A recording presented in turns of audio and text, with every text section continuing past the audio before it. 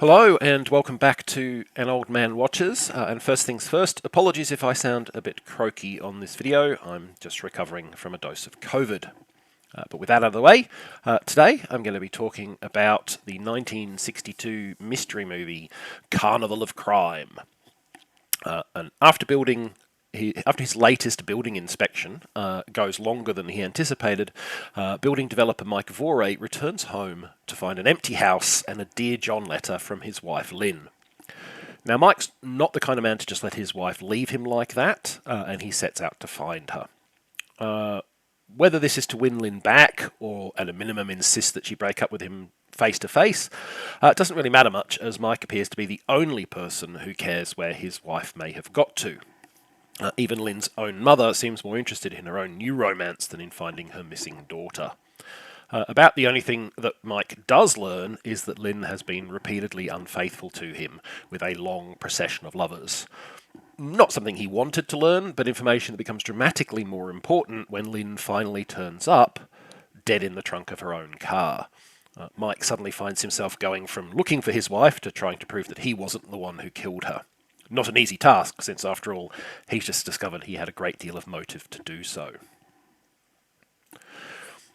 So Carnival of Crime is adapted from Winston Graham's 1956 novel The Sleeping Partner. I've not read Mr. Graham's book, but I imagine it must have something to recommend it, otherwise why would anyone adapt it to the screen? Whatever that something was, however, it appears to be entirely absent from this stultifyingly dull, thrill-free mystery movie. Carnival of Crime is not a good film on any level, whether that level be the performances, or the narrative, or the visuals.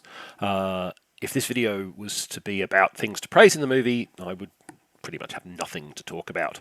Fortunately, that's not the purpose of this video. The purpose of this video is to discuss the impressive variety of different ways that Carnival of Crime manages to fail as a work of entertainment. So let's dive in. So if the title of this film conjures images of larcenous clowns and acrobatic bank robbers in your mind, well, I'm afraid you're going to be disappointed.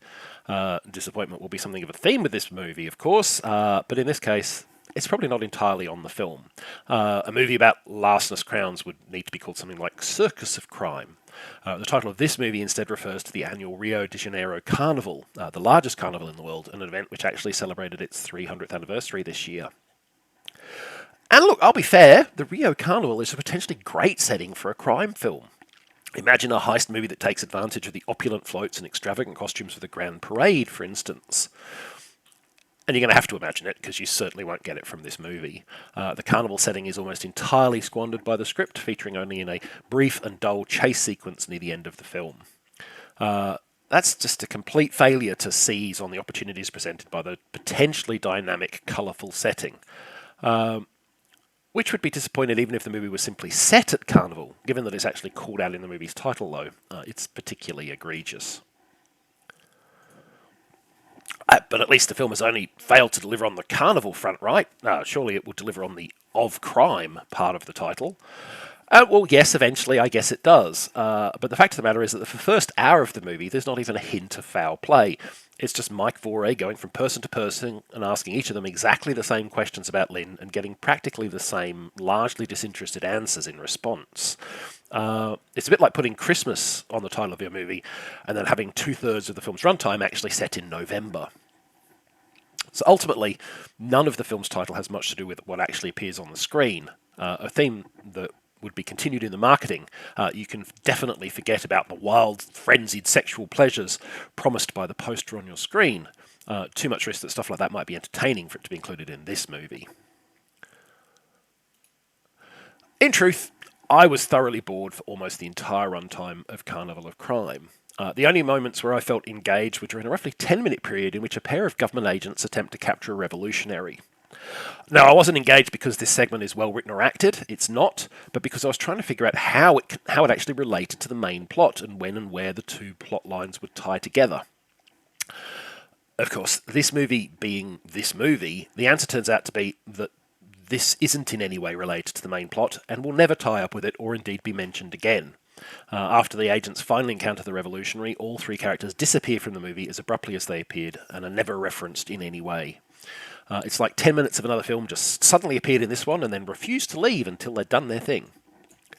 From a little reading online, it seems that there are cuts of this film which entirely omit this sequence, and in fact it may have been added into the movie after the original release, which, if true, is doubly perplexing. I don't know if it was just like a let's pad the runtime thing, maybe.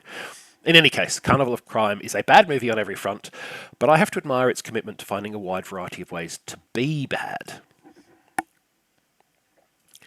Next time, say hello to my little friend. It's Brian De Palma's 1983 version of Scarface. Now that video will go up in about 72 hours on Friday night my time, or very early Friday morning in the US, as I'm reducing my Old Man Watches schedule to 2 videos a week. In theory, this will give me more opportunity to play some computer games. But in any case, that's next time. Until then, thanks for watching this video, and I hope you enjoyed it.